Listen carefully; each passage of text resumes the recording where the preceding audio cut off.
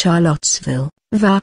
Remains found nearly a week ago in a rural area of Virginia are those of a missing university student, authorities said Friday, as they turned their attention to filing possible additional charges against the suspect accused of abducting her.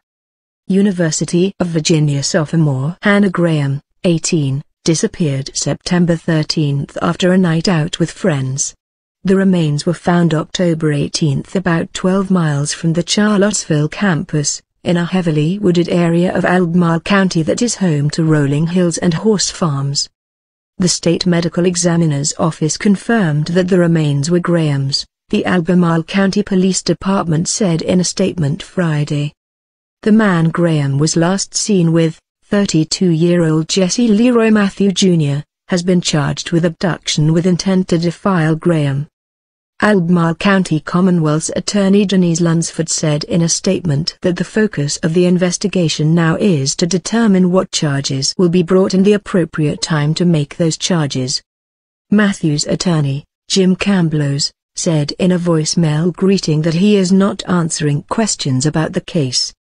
Graham's remains were discovered roughly 6 miles from where the body of 20-year-old Virginia Tech student Morgan Harrington was found after she vanished in 2009. Police have said forensic evidence connects Matthew to Harrington's killing, which in turn is linked by DNA to a 2005 sexual assault in Northern Virginia. Matthew has been charged in the 2005 case. When we started this journey together we all hoped for a happier ending, Graham's parents, John and Sue Graham, said in a statement provided by the police department. Sadly that was not to be. We are devastated by the loss of our beautiful daughter. Although we have lost our precious Hannah, the light she radiated can never be extinguished. Graham's parents thank those involved with the investigation and search efforts, singling out Charlottesville Police Chief Tim Lungo for his tenacity and determination, as well as those who have sent messages of support. They said they don't intend to make further statements or comment on the ongoing criminal investigation. Lungo, who became the public face of the investigation through his emotional pleas for the community's help in finding Graham, did not immediately respond to a telephone call seeking comment. Graham's disappearance prompted many University of Virginia students to begin walking in pairs or groups at night. Also, the university expanded a ride service for its students.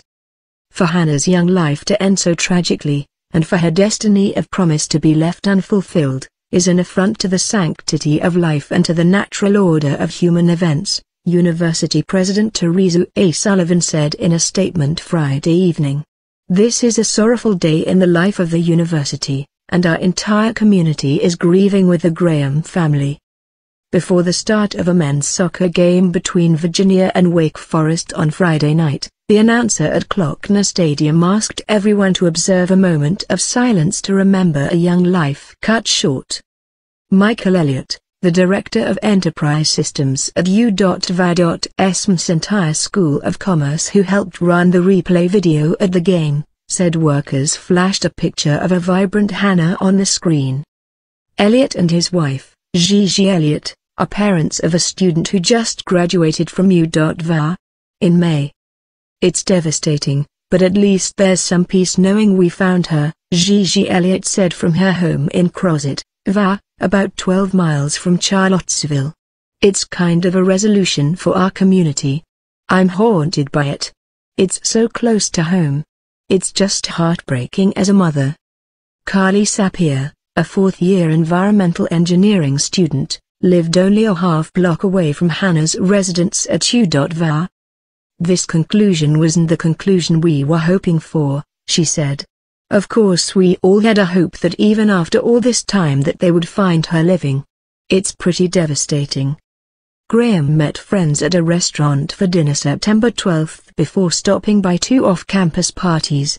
She left the second party alone and eventually texted a friend saying she was lost, authorities said.